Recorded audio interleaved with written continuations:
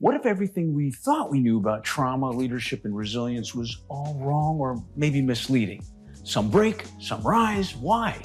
Today, we sit down with Christopher Dooley, or just Dooley, a mind forged in real world experience to unravel mysteries of human strength and suffering. From the battlefield to the wild, from chaos to stillness, how do we rebuild what's been shattered? And is there a path here where hardship becomes the greatest teacher? Buckle up, because this conversation challenges everything. Welcome to the Cracking Backs podcast. Dooley, it is good to have you on. Why? Because you were referred by the king of people, Monty Heath. And I know that Dr. Terry is going to make some comments about that because he and Monty are. Yeah. Oh, yeah. All right. Well, I said it for you. Dooley, I got to tell you, welcome to the show, man. Welcome to the show. Hey, thanks so much, guys. I really appreciate the invitation and being here. You bet. I was most intrigued by the fact that you've done some serious history with walking through fire, literally and figuratively. You started in the military, battled wildfires, and led to wounded warriors. And now you're diving deep into the clinical mental health counseling. And man, that's near and dear to us. That's not just a resume, man. That's a true odyssey. So tell me, tell us, when you reflect on that journey, was there a single moment that cracked you open, where you realized, hey, this is what I'm meant to do, man? That's a really good question. I don't think there was one. I think there was a progressive series of realizations with each subsequent um, new. I look at them as adventures, right? The jobs that I took on, I did because I wanted to do. Was interested in the experience. I didn't have a long term vision until I was in my, I'd say, early 30s, where I'm like, oh, this is what I'm going to do. Um, but I did notice progressively, in retrospect, each new position, job experience that I had, kind of built on one another, right? Like when you're building a path, you're creating a new road out on the land. At first you're just working on it, but after you go for a while, you start to see like, oh, there's sort of a direction that I'm going. Um, and after I finished firefighting, I moved up to the Adirondacks, and you speak about breaking open. I got into a relationship, which is a romantic, intimate relationship, um, which ended very quickly, and but what was significant about that, it was the first time I opened my heart, right? I've been really closed off for most of my life. Um, my father died when I was pretty young. We're an Irish American family, so there's a history of alcoholism and trauma and violence and a lot of anger, and culture and laughter, but the damaging parts last. And so it was significant that first time I opened my heart to somebody, and then as relationships do, boom, fell apart.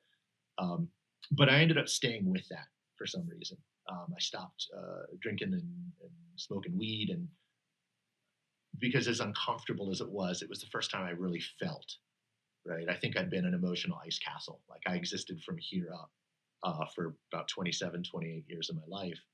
Um, and that's when I learned through what's called a crash course that you don't stick emotions away and they're gone. Like they're just waiting, right? So I experienced about a year of just like a dam breaks, like a backlog of all this unexpressed emotion, and it was and that's when I started meditating. That's when I started practicing mindfulness and doing these other formal practices, um, because that was the only way that I had to sort of lash myself to a mast of stability on this ship just being tossed around in a sea of turbulent emotions. Um, and it was transformative and liberating and all these things. And I don't I don't recommend personal growth to anybody, man. It can be really hard work and uncomfortable. I like to tell my clients that it's like, hey, you're in it, and it can get a whole lot worse before it gets any better. But that was sort of the breaking open, and I saw, as messed up as I was, I think I have a higher degree of some things than people, and being messed up and just like locked in my own mind was one of them. But I saw that if I could come through that, like I absolutely believe anybody can. Um, and so that was a shift because I'd done, I was in the infantry for 4 years and I was a firefighter for 4 years, and I developed this softness. And I happened to be trapped in a small town. I lived on the back of a motorcycle for 8 years of my life, and um, this is a tiny mountain town in northern New York, and it's cold, and I had a bald rear tire. So I didn't have the escapes that I always had. Like, I didn't have the alcohol and the weed. I'd always done the geographic fix, just like, oh, things are rough, I'm out of here, and just take off. So I was trapped. Um, but as Pema Chodron, the Buddhist nun, says, like, there's a wisdom in no escape. And so staying with that, processing all that, I ended up at the GI Bill College Fund. And so there was a small community college in New York State, part of the New York State system, North Country Community College. And they had a massage therapy program. That was the only thing I was interested in. I'd always had a penchant for um, anatomy, physiology, the body. I understood it really well. My dad put my sister and I to bed with not with stories of like dragons, but like Jimmy Germ and Johnny White Blood Cell, and I knew how bones worked, and um, so I had a penchant for it. And the New York State program was a 2-year program. That was the first time I started working with healing instead of destruction, right? And so I think that was a very key part of it. Very, very cool. Yeah, I love hearing the history of how someone goes from what they refer to as rock bottom and makes that transition. And there's always that moment that sparks the change. But I want to ask you. There's this very interesting paradox in the military. It builds the strongest leaders, but also leaves so many of its own broken. You led fire teams, carried the weight of command, and saw firsthand what happens when men are pushed to their limits. What is it about that military structure that forges resilience in some and completely dismantles others? Well, I ended up I've spent a bunch of years focusing on trauma, both in research, worked in neuroscience and neuropsychology research, and then doing research on my own, and then getting into the clinical stuff. And what we know is that PTSD does come from military experiences, combat, just being in there. But a lot of times it's already happened in childhood, right? And so people are drawn to the military because of the structure, because of the meaning. Hero, we get to be the hero of our own stories, and that's not nothing. That's not Disney. That's like a deep mythological force in all of us. Um, there's a bond, there's brotherhood, there's structure for our chaotic minds, and so that's a huge part of what draws people to the military. But they're carrying these wounds, either apparent. I mean, military is a halfway house for it. It holds. If we didn't have that, there'd be a lot of crazy people on the streets. Um, and so people thrive off that structure, right? Because of the internal chaos. And so they're coming in, and sometimes the trauma is obvious, but a lot of times it's latent and just needs that one last little trigger to push them over the edge. Um, so I think that's sort of the history of trauma in the military. And then they go through experiences. I think the other part of the military that's so profound and effective, and it is just sort of built into it, is all of the ritual, right? There's so much ritual and ceremony, and we don't have that in our American society life. Tribal societies have it, certain other societies have it. We're such a young new society, and military is a very old part of any society. It's been around since forever. Organization of fighting and defense and stuff. And so I think the military actually does a really good job of that, right? That's what basic training is. It takes your previous identity and ego and just crumples it up like a piece of paper and chucks it away. And that's your identity, and it can hurt your ego, but it's also, your ego is also all your limitations and your perceived definitions. Like, there's no way I can keep running. Like, yeah, when there's a bunch of scary dudes yelling at you, and also you don't want to look bad, you're driven by your own shame, and they leverage shame a lot. You find out you can go a lot farther than you thought you could, right? And so here's the rebuilding. They, basic training breaks you down, and then they build you back up.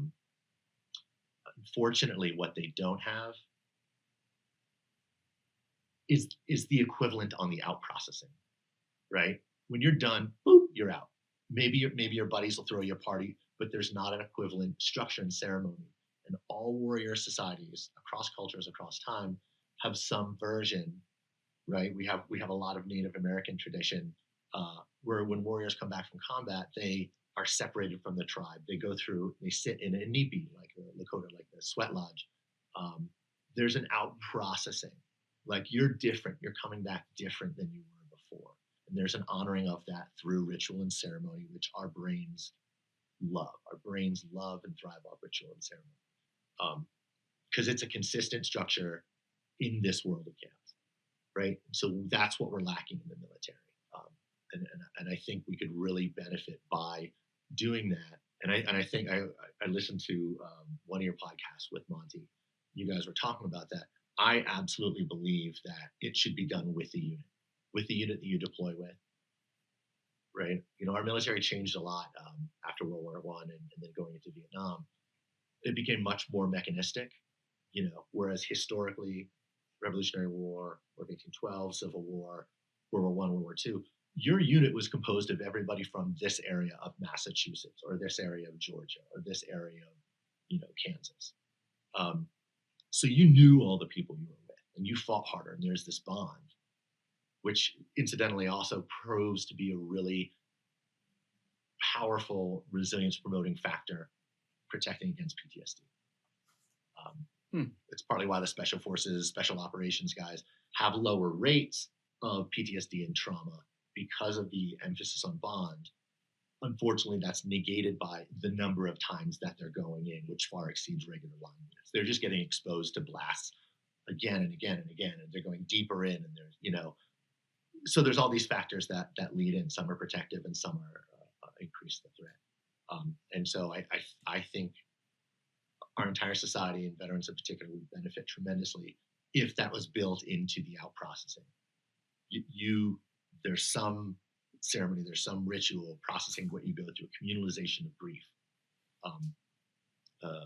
Jonathan Shea is a psychiatrist from Boston who wrote about it. He's 2 tremendous books. I don't know if you guys have come across them. Achilles in Vietnam and Odysseus in America. I don't know, have you read those? Mm-mm. Mm-mm. He talks about, so one is about, he bases the Achilles in Vietnam, Achilles the character in the Iliad, right? And that was a story of deployment, and they're over fighting a war for 10 years. And then Odysseus America, Odysseus was an anti-hero, and they didn't have that back then. They only had heroes, like these are the ideals of our society. Odysseus was the guy who designed the Trojan horse, right? So Odysseus, and so he was like cunning and tricky. And that wasn't the standard Greek warrior ideal. It was like, you show up front and you face your enemy head on, and that's where honor comes in. And so he wasn't necessarily honorable because he used these sort of conniving methods. But Odysseus, the story of the Odyssey is that Odysseus, in the 10 years it took him to come back home, and he had to go through all these challenges, and then he gets home and there's all these suitors there, and he's got to win back his wife, and he goes undercover. And so what Jonathan Shea realized when he was working with Vietnam vets, like really, really disordered, character disordered, the PTSD their experience rearranged their entire beings. When he was like, I recognize these themes from somewhere as he's working with the vets and their stories. And what he came to realize is it was all the themes from the Iliad and all the themes from the Odyssey. These guys face the same thing. Betrayal of trust, betrayal by those above who are supposed to protect you, right? There's these tacit agreements. And you go fight like, all right, the big guys above are going to give me weapons, and they're going to give me the right gear. I'll fight. I'll put my life on the line and go through some scary stuff. But you're going to provide the food and the beans and the bullets. And that trust was violated again and again, particularly in Vietnam. And that's what shows up in PTSD, right? yeah, I could go on for an hour or two about this. No, that's great. You know what's interesting is the metaphor between what you're sharing in the military when guys come back, guys and gals come back and they experience uh, citizenship and back to normal or whatever they think is normal is very similar to Dr. Terry and I. We work with a lot of professional athletes and teams and so on. They're so used. Some of these guys are so used to structure that they didn't have growing up, that when they leave professional sports, they fail. And they also not so much PTSD, but head traumas from whether it be soccer or football or what have you. But it's an interesting example, and I recall something that's worth bringing up is that you know what you had mentioned, that the military back in World War one and two and all, what they would spend when the war was over, or when they would come back, they would be on their ships coming back for months, Yeah. coming back, whereas now it's just the next day you're back home, and there's no orientation. There's no chance to decompress or Right. be with your comrades. It's interesting, the change. Speaking on that change, we look at the world today as very technology driven. And you have taken that perspective and moved it into time spent and years in the wilderness therapy, guiding young adults and veterans through these brutal landscapes. And yet something about the isolation, the hardship, the survival instinct seem to pull people back to themselves. What is it about the wild that seems to restore order to that chaotic mind? Yeah, another good question. I think the first and foremost thing is the land is where we're from, right? We evolved, humans and our pre Homo sapiens sapiens. We evolved out there. We evolved on the land. Like that's where our brains are best adapted. And so I think that's part of it. I think the lack of constant overstimulation from that technology provides, the lack of not just overstimulations on a sensory level, but of we're just flooded with meaning and symbols and awareness of so many people, and we didn't evolve for that. Somebody said we have Stone Age brains in Space Age skulls, right? Like we're not that evolved, and we forget that. Um, and things are changing now too fast. And I'm not a like a technophobe in any way, but I do. I'm heavily informed by evolutionary psychology. That's our brain is just like a stomach. It's just like the appendix and the intestines. It's got to function. Our bones do. That evolved very particularly for our environments over, as I said, where humans are what a few 100,000 years old, but we've been a lot of forms before that, and that all those shaped how our brain processes information, how we select the light wavelengths that we do, the sounds that we attune to, like why sugar tastes sweet. We didn't decide that. That's not just a fact. That's an evolutionary adaptation. And so we're just overloaded with so much information and so much meaning, and we are considering the perspectives of more human beings than we've ever done before, right? Like for the most part, we travel around in tribes. I think of like the majority of our time in Africa as bipeds. We lived in tribes of like 15 to 40 people. Think of how many people you're aware of today. Like our brains, it's no wonder there's so much anxiety and then depression to kind of damp down the overload. It's not a surprise. It totally makes sense. And so I think it's just too much, and it's changing too fast for us to catch up to. If everything stays exactly the same for I don't know how long it takes, a few hundred, a few thousand years, like maybe we'll kind of stabilize, but I don't see that happening. Um, Mm. and so I think what you see in the mental health world is overwhelm, And so what do we do about that? I think structure, not excessive structure. I hate structure. younger me would have like, what are you talking about? I hate structure. But the right balance of it, is incredibly important. You need, if you want to have wonderful wine, you got to have solid lattice work so that the grapevines can do their growing and spread out and thrive. So you have to have a balance of structure, but also food form. And that's what, when you talk about the guys coming off of sports teams, they crash, and out of the military, they crash. Yeah, I think the other part is shared meaning. We don't have shared meaning in our society. It's every man for himself. It's a bummer to come back to the civilian world and be like, there's no teamwork here. So, sports organizations, there's some organizations that do that, but nothing Hey, predominant. hey, Julie, does there's a type of wilderness? I mean, if people are listening to this and they go, "Man, maybe I just need to go camping and just get out there and all that," is the type of wilderness matter? Because I know that if Spencer's type of wilderness would be a jungle and where the humidity was 98%, where my physiology would melt and be eaten by bugs, and my physiology, my wilderness would be up in the mountains at 11,000 feet, thriving, and he would be a little frozen rock in the corner. So, so does wilderness speak to everybody different, and how do you navigate the wilderness when people come to you? Well, those are two very different questions. Right. um, I don't think it matters. I do think we do have individual penchants and preferences for certain environments, and I think it's important to honor those. But I mean, ultimately, therapeutically, I don't think it matters. Um, Hmm. I worked in the Southwest, in this area, working in some desert regions in Utah in wilderness therapy in Colorado in the mountains, Utah in the sort of desert and canyonlands. And I thought I would hate the desert. I'm a water guy.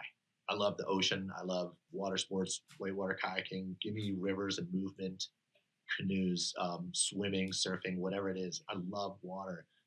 And I was like, boy, I don't know how I'm going to deal with living in the desert for 3 years.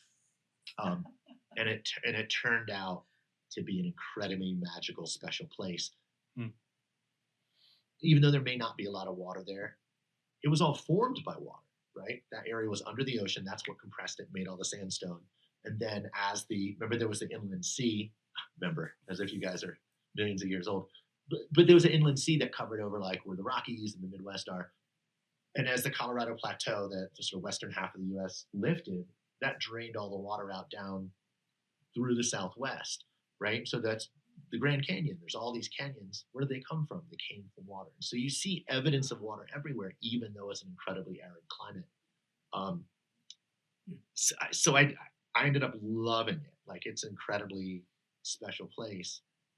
So I think, yeah, if you're going to do it voluntarily, pick pick what resonates with you. Um, but ultimately, I don't think it matters. I think the significance of the wilderness is that you have to carry food and water with you. You have to make shelter to protect you from the elements. You have to make a fire, right? And so these are very functional, meaning-based things. Everything you do has a meaning. If you're out by yourself, unsupported, you got to carry all your food with you. Um, and so I think that sense of function and meaning that's generally lacking in life. And I'm not trashing it, but like we have grocery stores, and so we don't have to think about food. We have fast food, there's restaurants and Uber Eats. Um, but when what you do matters, if you don't build your shelter well, like that snow's going to blow in and bust you up. You're going to be really uncomfortable. And so I think that's what was so therapeutic. I think in general for everybody, but especially for the students who came through our program. I think that's why those shows like Alone and Naked and Afraid and all that are so popular, because it does put us back into our primal, thought processes and survival and shelter and stuff like that. And I think we watch those and we're like, God, I wish I could do that. No, I can't. Yeah. So I think those shows are really popular. Yeah, I think that touches something, yeah, very much primal in us. Yeah. And Yeah. and then the other part is the social component, right? You can do it by yourself, but we are wired to be social animals. We are really wired that way, and I think we are oriented towards tribal units, towards small units of Totally. people. Everybody's got to function. Everybody's action matters. There's You got to have integrity. You can't take more than your fair share of the food. Everybody takes turns doing chores. It's funny you mentioned that because the number one reason people leave those shows is the social part. It's not the survival part. It's not the food part. It's not the shelter part. It's the social part that makes people make that call. Hey, I want to switch gears for you a second. The idea that modern psychology, actually modern medicine, I would think Dr. Spencer and I would agree, is turning suffering into a pathology. Every hardship is labeled as now a disorder, which I can't stand.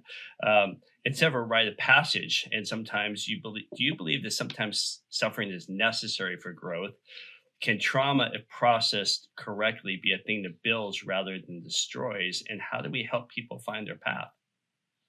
I personally hate suffering, and I think nobody should ever do it ever. And I think we should all live in down feather beds with climate controlled environments. And I think we'd really evolve that way. You just described Spencer's house to a T. So yeah, there is a balance. I think in addressing that, looking at like the pathologies, and I think the thing to remember, in the same way humans are still evolving, like we're not done yet. We ain't done cooking. We're very young as a species.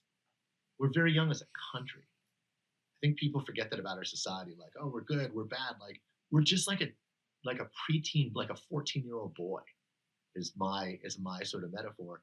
And I think all the sciences are relatively new. People are like, science is right or it's wrong. Nobody in science says science is right or wrong. It's just like we're still learning, right? And I think that is generally misunderstood by the masses. And so like the psychopathologies and the DSM, the Diagnostical Statistical Manual, like it's still a work in progress. And yeah, it bothers me that I have to, when I get a new client, I have to diagnose them after 90 minutes. I have to be like, this is what's going on with somebody. Sometimes I work with, my youngest client is 9 and my oldest is like 77. I have a kid who's like acting up in school, and the parents bring him in and like, what's wrong with him? I'm like, because he doesn't like the teacher, like it's not a, I hear his stories. I don't like that teacher either. But Ursula Le Guin is a fantastic author back to the 70s, 80s, did a lot of mythological writings. And once she wrote this book, these set of books called the Earthsea trilogies.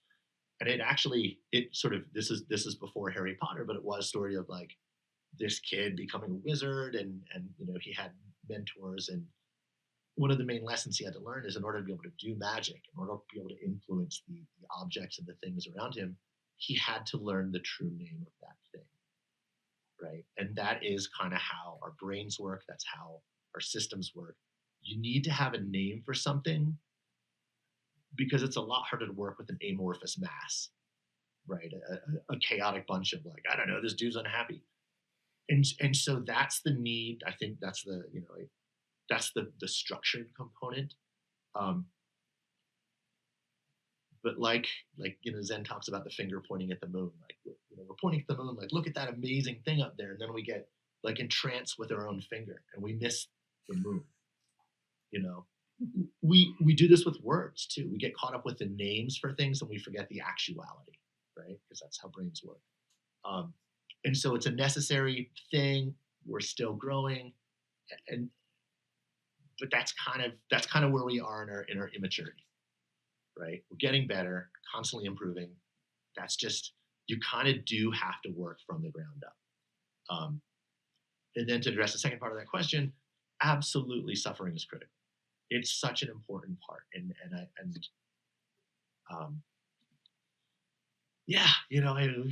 We do so much to protect everybody in our litigious society, and we make playgrounds safe and stuff, of course, because nobody wants to see their individual kid hurt.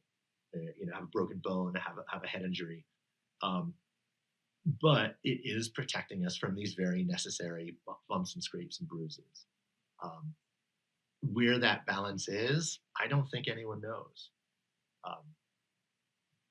Trauma, however, is not just suffering, right? Trauma is an overwhelm of that organism's capacity to handle what happened.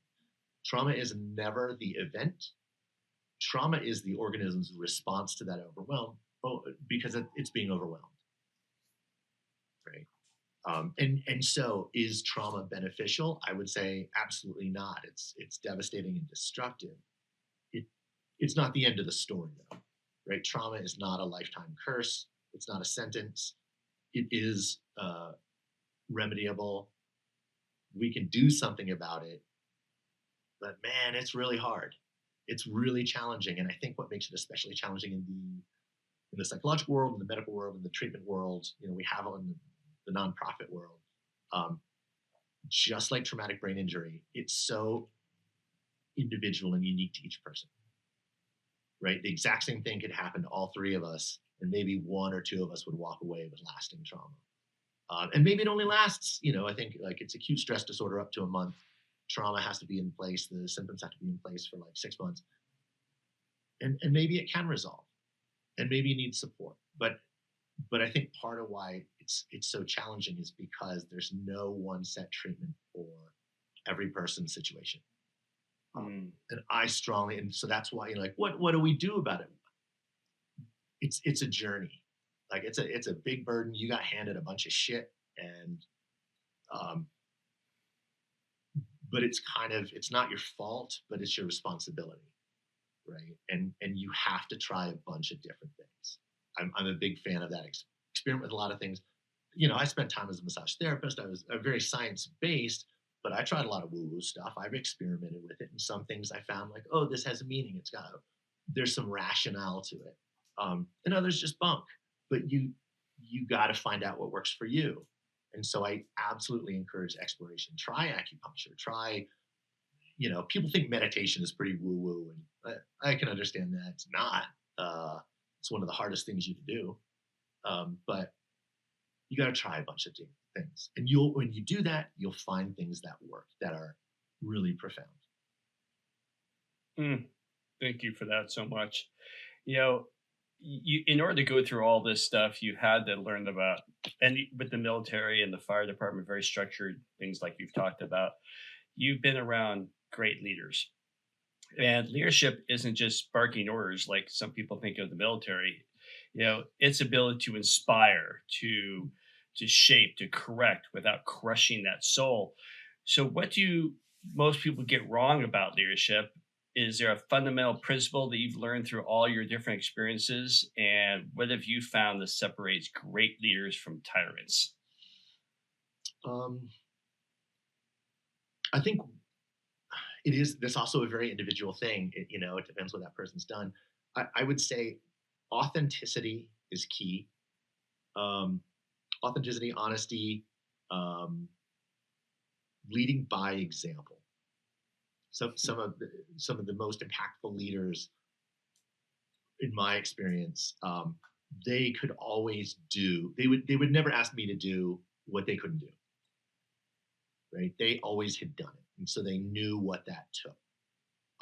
I think also having some a fair degree of emotional intelligence. Emotional intelligence is knowing myself. Social intelligence is understanding others. And these are their own IQs. Um, but having that, so being able to recognize the people you're trying to develop, um, their strengths and their vulnerabilities. So the capacity to see that, and then yeah, being willing to stay in discomfort, your own and the others. Is a key part.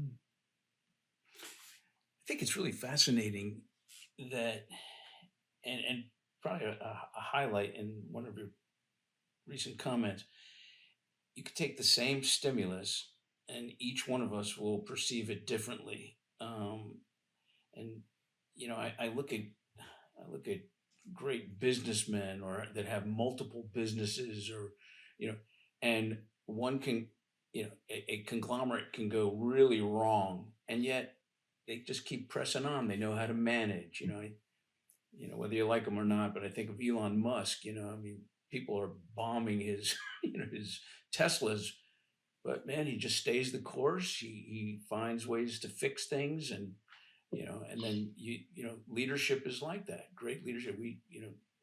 Dr. Terry and I have seen some of the most effective coaches and coaching, and you're right. It's being able to be authentic and not asking them to do things that they wouldn't do. So I appreciate, and I wanted to highlight that again because we've all had friends that crumble under pressure, and you look at them and go, "What? That's what's the big deal?" Just move on. And if we could adopt those strategies on how to overcome challenges, that's the name of the game. That's what makes us successful. Thanks for sharing that. Yeah, can You I know, can I follow up on that real quick? of course, I think please. the other thing, like Abraham Lincoln comes to mind. Good leaders also assemble good teams, right? With all the individual traits, there's no individual leader who's just good by himself. They they surround themselves with people who also have these characteristics. In the example of Abe Lincoln, like he specifically picked people who had opposing views to his. He filled his cabinet with people who. So there was this eclecticity, this diversity of perspectives and values, and so he wouldn't get yes men. I think it's not hard to be. I won't point any fingers, but it's not hard to be a good leader when you have tons of money and resources to compensate for your mistakes, Mm. right? Assembling a good team of competent people, though, like who give you feedback, who tell you when you ain't doing it right, or when you're able to when you're missing something, right? And so maybe then the other characteristic of a good leader is like you can listen. You have to be able to listen to people. But I think that team part is very important. Very good. Dooley, I'm impressed by your conversation. It's your conversation. It's very thought out. You obviously got a great education, and you've got the degrees and the certifications and things like that are necessary to manage people. More importantly, you have street smart, the field experience, the scars that come with real world wisdom, which is really a gift. Um, but what's something that you've learned that no textbook ever taught you? Something counterintuitive, maybe something that goes against the grain. I would love to hear. I love to hear things that even experts in the field might not believe in until they see it with their own eyes. You got any of those? Yeah, go into the places that scare you. That's it. That's where the growth edge is. Um, I was very fortunate in the wilderness therapy organization I worked for. I was very fortunate, just immense. That was one of my peak experience jobs. It had all the adjectives, all the good ones, all the bad ones. It was everything, and we used a lot of mythology as sort of the growth lattice work for transitioning people who were on this pretty intense downward spiral to stabilize that downward movement and maybe start moving them back up. And so we use the Native American medicine wheel and the significance of the four directions, right? And it's sort of the general thing is you start with the east. That's where the sun rises. That's the beginning and the end of the circle. That's the newborn. That's entering something new. It's also old age and wisdom, right? That's all in the east. You move around to the south. That's kind of youth. That's a youthful phase. You discover passions. You discover good things. You're open. You're experiencing, and then you do that for a while, and you come around to the west. And the west is where the sun sets, and the west is where the darkness is, right? And so we'd have people describe which direction they were in at this moment, especially when they're having a hard time. And when you're in the west, you're in your darkness. Right? That's the hardest part. You're going into the cave, and that's you see this in mythology again and again. It's Star Wars was incredibly based on mythological symbols, right? If you remember in the first one where he finally meets Yoda. Luke Skywalker finally meets Yoda, and he's on this weird planet, right? This foreign, unfamiliar bunch of swamps and weird creatures. And Yoda, the mentor, has him go into this cave. Um, and what he sees in there is, oh, it's Darth Vader, and Darth Vader's gonna, hit him and beat him up with a lightsaber. and he takes the mask off Darth Vader, and who's under the mask is his own face, right? And so that's pretty common in the West, in this darkness, is you're seeing you. You're seeing all the parts you locked off, that we live in our personalities and our social faces and how we want to see ourselves. But we all have a shadow, right? This is what the Jungian framework looks at. It's like that's the disowned parts of ourselves that we feel really uncomfortable around. Um, but that's also where the treasure is, right? Fascinating, because I think back, Dr. Terry. You remember when we had the tech guy from virtual reality, the VR, and he talk about qualifying and quantifying what you just said. Is they would they would help people overcome phobias. Mm. So let's say you had a fear of spiders, and they would they would take the VR glasses and put a spider on in your visual field that was maybe microscopic, and then they would tend to expand it to the point where this damn thing was in your face. Right. And it actually would help people Yeah. overcome, desensitize, um, kind of like Luca, your dog, Yeah. right? Yeah. What you were telling us earlier about how your dog was afraid of even the popping sounds from the the fire, the fire that you had built. That is really, really interesting, and it's I appreciate you sharing that too, because that's quite the truth. I want to ask you about a couple things that you do to train soldiers in, somatic movement, mindfulness, neurokinesiological rehabilitation. I mean, it's quite an interesting contrast, teaching men built for war to slow down, breathe, and become aware. What happens when you take somebody conditioned for action and introduce them into stillness? Do they resist? Do they find something? Oh, absolutely. Your own mind. It's everybody's mind. It's not just that demographic. Yeah, it's one of the hardest things you can do. Absolutely, sit with yourself for 20 minutes. Sit with your own mind. Like, I double dog dare you. It's a challenge. The thing is also, like, I think we have this concept, like military guys, and there's a separate group of people. They're only separate within our society, but they're still humans, right? And humans are actually wired. We have whole, millions of years of history of combat and conflict, but we also have millions of years and have gotten to the place that we are with collaboration and peace and stillness, right? We've gotten a lot farther, believe it or not, through collaboration than we have with competition. We don't have really, like, we have pretty weak nails. We don't have fangs. We're not very strong for our muscular, compared to like an ant or a lion or even a house cat, right? We're pretty weak. We have this information processing thing, and we have communication, so we can work with others. So everybody holds that same potential, we have the capacity for stillness. I think we've just come so far away from it with civilization, when we invented electricity, and now we control the hours that we're awake. I don't know all the research. I haven't read the data behind it. I've just read enough articles about it that it seems true, which I'm always skeptical of. But it's thought that a lot of people wake up 2, 3, 4 in the morning, right? And it's thought that we used to sleep in two shifts, right? For most of our history as humans. That changed once we had electric lighting, and like, this is light time, this is dark time. And so going back to the stillness, like, we've just lost touch with that. But I think that is part of our evolutionary programming. And so it's a challenge to get back to, but it's not only not impossible, but it's kind of necessary to counterbalance what we take for granted with this overstimulation and this artificial light and concrete and paved streets. It's wired in, but because of neuroplasticity, anybody can get there. You just got to practice it. You got to rehearse it, and you can. And so you start small, and you sit for like a minute, and you work up to 2 minutes, and then 3 minutes, and then 4 minutes.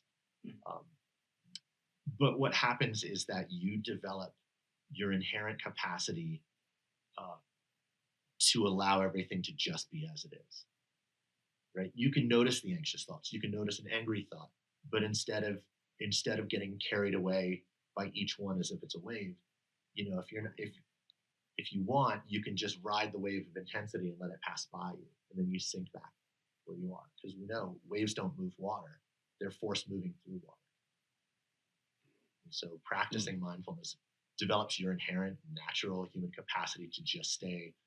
It's kind of one of the real things that makes us humans is that we're all so wired. Almost all behaviors are fight or flight, right? Which have been expanded into fight, flight, freeze, appease, but mostly fight or flight. And what humans can do is we can stay with what it is, acknowledge it, experience it, but we don't have to act out. We can refrain.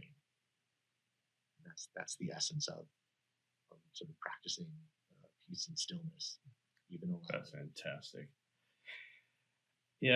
We may not like it, but the world is moving super, super fast right now. AI is taking over our thinking. Stress levels are skyrocketing.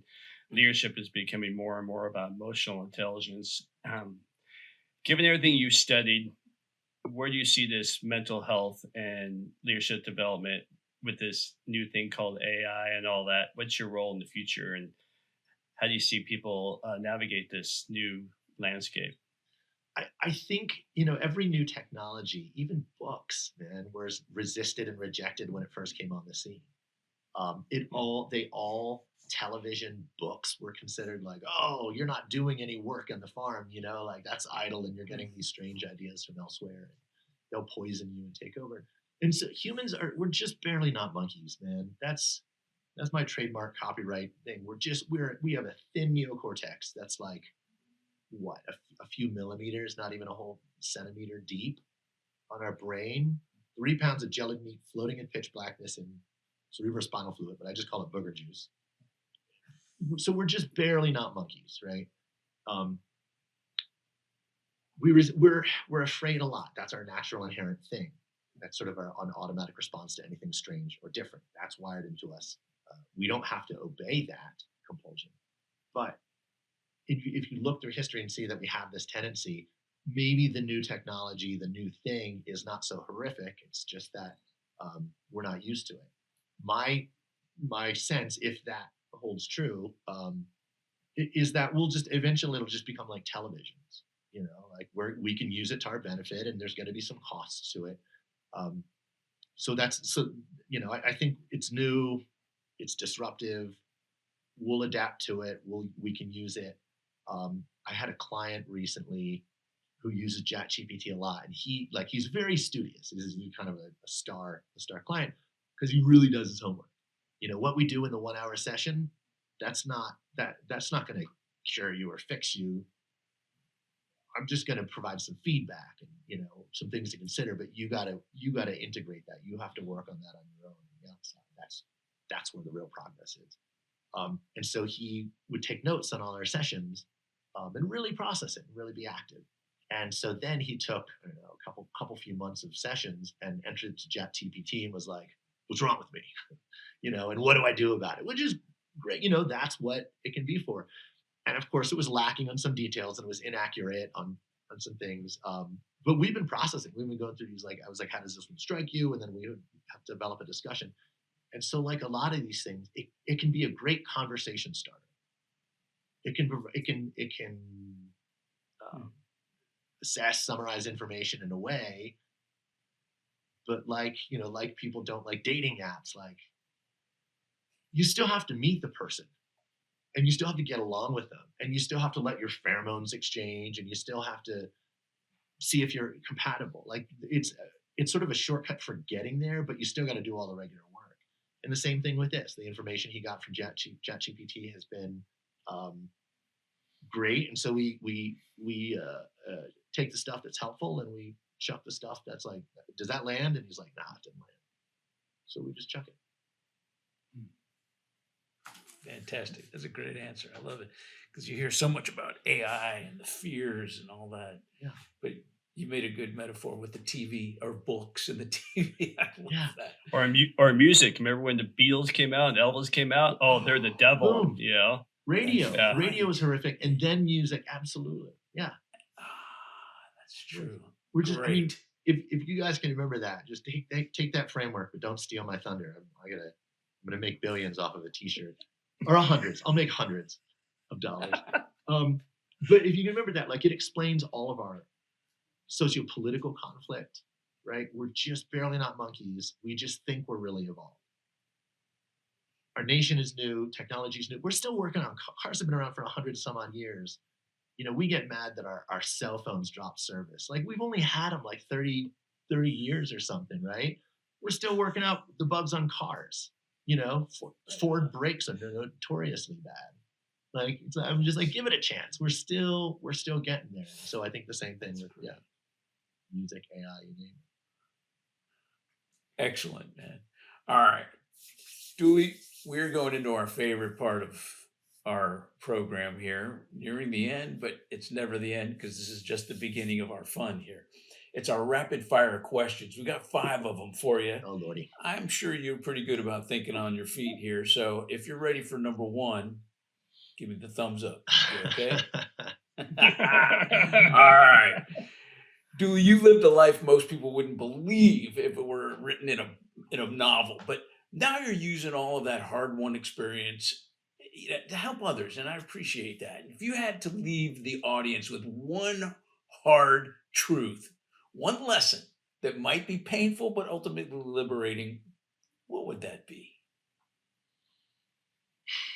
Oh, it's gonna be a bummer, man.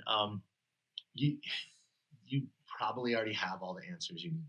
You probably have all the resources. You already have them. They may have been locked off through childhood trauma. You may not recognize them. They may be right in front of your face, but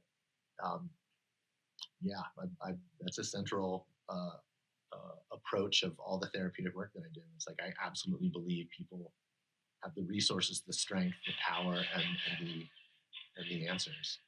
That they're already there, which is we're constantly looking elsewhere. But yeah, but did you look behind your eyes? It's great because sometimes people just need someone else to believe in them and support them. So We need each other. so true. Yeah. Yeah. Need that cheerleader. Question number 2, Dooley. In your line of work, practical jokes are part of the game. What is the best prank that has ever been played on you and that you have played on somebody else? You know, I don't know. I have a hard time with recall, like immediate recall. Like, I'll remember at like 2 or 3 tomorrow morning. I'll be like, oh, I should have thought that. Yeah, I don't know. I don't know about pranks, practical jokes. I can tell you, I don't know where this would fit in. This may be inappropriate, but so when I was stationed in Germany, we were just outside of Nuremberg, so that was the biggest. It was about an hour train ride away, and it coincidentally is where my great grandmother was from. So we stationed over there, and we were just, we were 17, 18, 19 years old, and we were hardcore infantry, and drinking was the name of the game. And we had amazing adventures, most of which I can't remember. But we had this one thing that we do regularly called the castle run. And so, most cities in Europe and in Germany, particularly, like at the Altstadt, the old town, is the castle that's been there for 100 years. Not 100, sorry, 700, 1,000 years. And so there's an outer ring, and then there's the inner castle, right? So when people would attack, they'd withdraw into the big behind the walls. And this thing has like 80-foot walls, and so it was right across. So we catch the train down, drinking all the way, raucous bunch of destructive, degenerate young men with way too much testosterone, and come out of the Hauptbahnhof, the main train station, right across the street. Boom. So the castle run is you get a beer at every bar. And so the first one in there is Finnegan's Heart, if I remember. And then you go up to the castle. It's about a mile on the main. There's no cars in there. It's all cobblestone.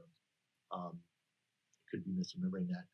But you go up to the castle, and if you look down a street and see a bar, you have to get a beer there. And these are German beers, so it's a almost a liter, high octane. And so we just get obliterated, man. It was, and like you didn't always make it. You did not always make it to the top. Sometimes we got in fights with each other. I think I got in a fight with a mime one time. Um, you get distracted on side quests. The group disintegrates, but like that's the goal. You try to make it up to the castle. And one time we did that, and it was the daytime. It was Saturday, and we made it to the castle, right? The castle keep, and we'd never been in there before. And I was like, let's go in the castle. This is the essence of it. And I came upon a door. It was a big, like one of those big, like thick wooden doors, 8 feet tall, a few feet thick. And my platoon, like the units that I was in, we tended to be our mission was to breach the obstacle. We're mechanized infantry, and so if you come upon like line of concertina wire and mines and stuff, like you got to throw the grappling hook, pull it, insert Bangalore's, blow it apart. So breaching obstacles was what we were trained for, and this was an obstacle. And I was like, let's go. And so I started yanking on this door, and the other guys came in. It was a beautiful team effort. We broke open these doors, and we flooded in. I wish there was a camera that could have seen us, because it was like kids discovering a candy store that they had to break into. There was a giant room. It's probably 60 by 40 feet. And there was a 2x2 piece of wood at about 4 or 5 feet high all the way around. And every 3 feet, there was some ancient weapon. There was a halberd, there were swords, there were spears. And we were just like, there was this moment of stillness and silence. And then everybody scattered and started yanking. This is a museum, man. We broke into a museum with 500-year-old weapons. And they're just held in by these fragile wires. We're yanking them off the walls and just like smacking each other and stabbing each other. It was chaos. And we, just laughing and bleeding now, and like bruises. And then like the old German woman who like looked after the place came out of like another hidden door, and she just started shouting at us. And we just dropped everything. I can still hear the clattering. And we just took off and ran back down to the nearest bar. Oh my God. So that's not necessarily a prank, but I brilliant. forgot about that for a while. It was a pretty epic adventure. Right. Hey, Spence, I just got to interject really quick. I don't think people realize how many bars are in Germany. I did an event, and we had a 24-hour layover in Germany, and me and a colleague got dropped off maybe a half a click from our hotel, and we had to walk back, and we looked at each other and go, we're having a beer at every bar we see. And there was probably 20 bars in less than like 3 blocks, and we didn't make it.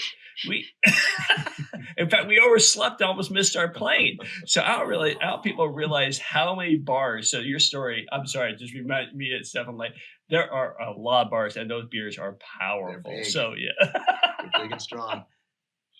Great. Sorry about that. All right. It's not rapid fire anymore, but it's rapid fire. We got 3 more questions for you, Dooley. Let's see. One question. This is a little more of a wholesome question. What's one book you recommend to anyone? Now, you mentioned a few earlier, but what's one that you would mention for someone that's from a home that there has been struggle? What book would I recommend for someone who comes from a home where there's been struggle? Sure. Was that the question? Am I hearing that right? Yes. Okay. Yes.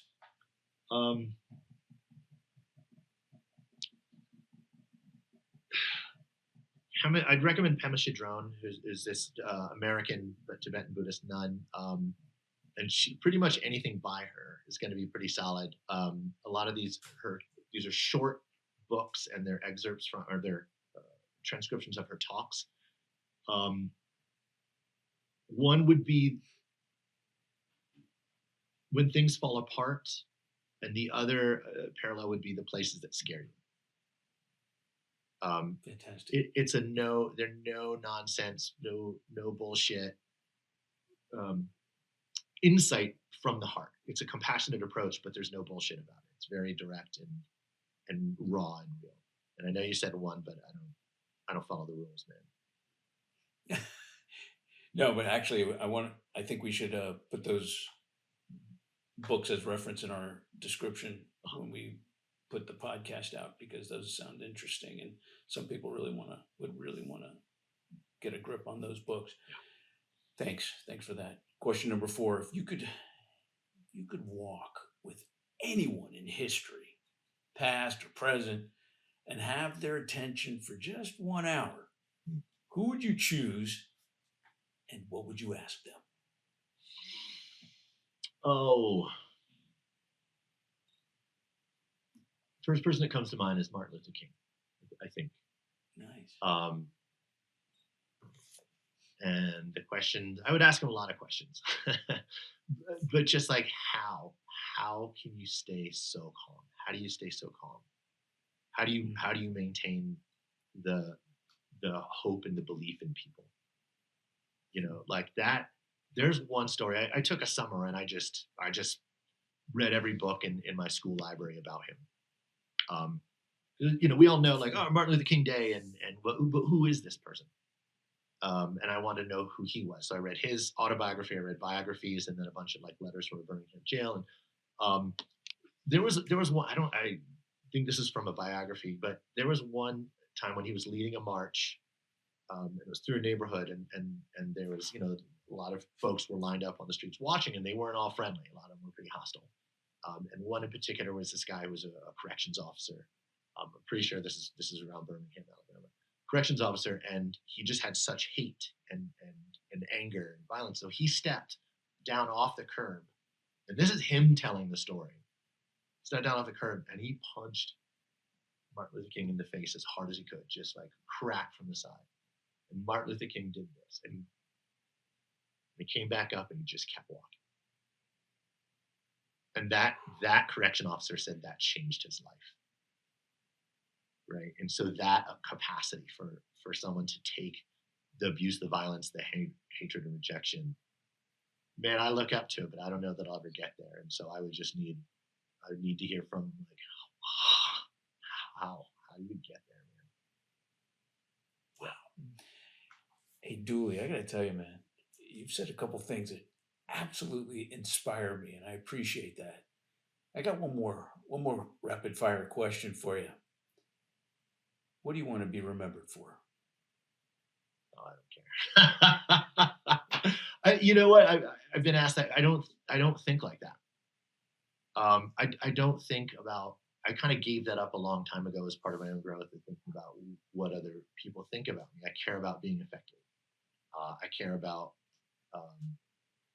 showing people their own heart. I joke. I like to joke, but I kind of mean it. Like, I like to make people cry in therapy. And it's obviously not by shame or humiliation, but by showing them their own heart. Like how much capacity they have, how much they're holding already. And so, yeah, there's no meaning in how I'd like to be remembered. I care about the effect. I care about the impact. That's it. Dooley, you're a true healer, man. I appreciate that. Our program is oriented towards physical, nutritional, and mental health, and you really cornered the market on mental health today. So thank you so much for being part of the show, man. It was fantastic. Thank you. Thank you all. I really appreciate the invite. Thank you for listening to today's episode of the Cracking Backs podcast. We hope you enjoyed it. Make sure you follow us on Instagram at Cracking Backs Podcast. Catch new episodes every Monday.